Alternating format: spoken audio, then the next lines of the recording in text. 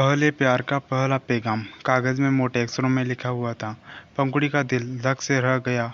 यहाँ पर कैसे आया, किसने रखा? पंखुड़ी सोच रही थी। उसके आसपास गली से नजर दौड़ा हुआ सामने सूरज भैया खड़े थे। वह उसी के स्कूल में पढ़ते थे, पर वह पास आउट हो चुके थे, यानी कि पंखुड़ी के सीनियर। सूरज पढ़ने में अच्छे थे और पास ही के गांव में रहते थे। सूरज एक नामी गिरामी जमींदार परिवार से संबंध रखता है। उसके परिवार का दबदबा आसपास के कई क्षेत्रों में भी था। इस कारण भी पंखुड़ी उसे जानती थी। वह अधिकतर उसके दोस्तों से मिलने के लिए उस गांव में आता जाता रहता था। इस कारण पंखुड़ी ने पहले भी उसे काफ़ी बार गांव में देखा था। पर इस तरह से मेरे घर के आसपास खड़ा क्यों है? पंखुड़ी को कुछ समझ नहीं आ रहा था। वह जहाँ तक जानती थी, सूरज का कोई दोस्त इस गली में नहीं रहता था। पंखुड़ी ने हैरानी से सूरज की ओर देखा। सूरज ने धीरे से उसकी ओर आंख मारी। गांव में सब बड़े भाई यही होते हैं, और वैसे भी सूरज पंखुड़ी से 4 साल सीनियर था। पंखुड़ी का मुंह हैरत से खुला। पंखुड़ी के खुले हुए मुंह को देखकर सूरज को हंसी आई। उसने हाथ से पंखुड़ी को खिड़की के नीचे देखने का इशारा किया। पंखुड़ी ना समझते हुए फट से खिड़की बंद कर दी।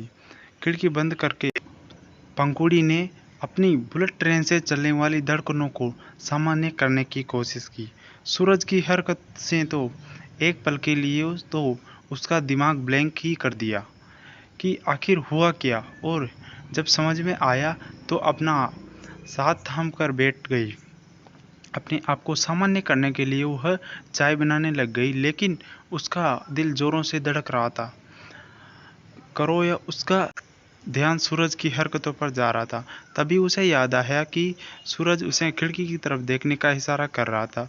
जाने क्यों कल सूरज ने वह समझ गई कि लेटर सूरज ने ही रखा था। उसे देखने जाने से पहले उसने रसोईघर के दरवाजे से देखा, कोई उसे देख तो नहीं रहा। उसने धीरे से वह उठाकर अपनी जेब में डाल लिया। ऐसा करते हुए अभी उसे डर लग रहा था। पंखुड़ी ने उसकी छोटी बहन को आवाज़ लगाई। पलक। दिल की घबराहट आवाज़ से साफ झलक रही थी। पलक तुरंत हाजिर थी। क्या दीदी?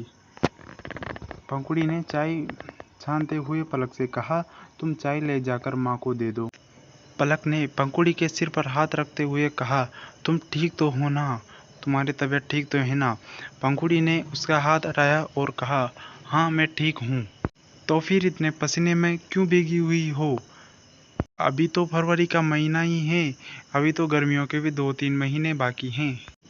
पलक की बात पर पंखुड़ी बुरी तरह से चौंकी और उसने कुछ करने के लिए उसकी ओर देखा। जाने क्यों उसे पलक की आंखें अंदर तक उतरी हुई महसूस हो रही थी, इसलिए वह उसे डांट भी नहीं सकती थी।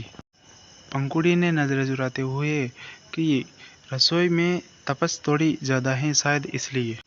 मुंह बनाती हुई पलक, मुझे तो नहीं लग रही। चाय लेकर जाने लगी और फिर दरवाजे पर खड़ी होकर पीछे मुँह करके चिल्लाई, मैं माँ से कहूँगी कि पंखुड़ी सो गई और चाय मैंने बनाई है। पंखुड़ी का मुंह आश्चर्य से खुला रह गया। जवाब में पंखुड़ी ने अपने दांत दिखा दिए। पंखुड़ी ने पीछे से जवाब दिया, जाओ जाओ, माँ समझ जाएगी। अपने बाल बनाना तो ठीक से आता नहीं, चली चाय बनाने। कोई और समय होता तो पंखुड़ी पलक के पीछे पीछे अपनी माँ के पास चले जाती, पर अभी उसकी माँ के सामने जाने की हिम्मत नहीं हो रही थी। जो दिल में चोर होता तो सारी दुनिया कोतवाल नजर आती है। वह तेजी से अपने कमरे की ओर चल पड़ी। कमरे में बढ़ते हुए एक एक कदम हवा में महसूस हो रहे थे। डर के मारे फिर से धीमी जमीन पर नहीं चढ़ रहा था। अपने कमरे में आकर कांपते हुए हाथों से उसने वह पत्र खोलने की कोशिश की। उसका दिल जोरों से धड़क रहा था। ऐसा लग रहा था कि छाती फटकर दिल बाहर आ जाएगा। क्या करे क्या ना करे, मन अलग अलग बहार में डोल रहा था। वह जानती थी कि वह गलत कर रही है। माँ ने उसे समझाया था, वह कुछ समझ नहीं पा रही थी। फिर ऐसा कहिए कि कच्ची उम्र में नासमझ थी।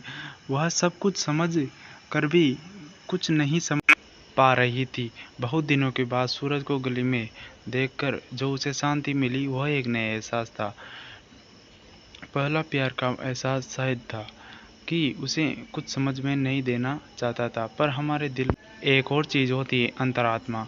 हमारा ज़मीर हमें कोई भी गलत काम उठाने से पहले हमारी अंतरात्मा हमें रोकती है, भले ही हम उसकी आवाज़ सुने या ना सुने, पर वह बोलती ज़रूर है। पंखुड़ी की अंतरात्मा ने उसे कहा यह गलत है, उसे तुरंत यह पत्र माँ के हाथ में दे देना चाहिए। इसे पढ़ना तो दूर, खोलना भी गलत है, पर दिल बार बार इस पत्र के अंदर क्या लिखा है जिसे खोलने के लिए तरस रहा था। दिल ने तो बीच का रास्ता भी बना लिया कि पहले खुद पढ़ ले, बाद में माँ को दे देना चाहिए। पता तो चले कि सूरज अपने दिल में तुम्हारे लिए कैसी फीलिंग रखता है। समझा, इस तरह से प्रेम पत्र पढ़ना माँ को धोखा देना है, अंतरात्मा ने कहा। पंखुड़ी के हाथ पैर रुक गए। पंखुड़ी कई बार पत्र खोलने की कोशिश कर रही थी, फिर बार बार बंद कर देती। पंखुड़ी को अपने अंतरात्मा की आवाज़ अनसुना भी नहीं किया जा रहा था। तभी कमरे का दरवाज़ा अचानक जोरदार झटके से खुला। पंखुड़ी का दिल तो जैसे मुंह से बाहर आने को हो गया।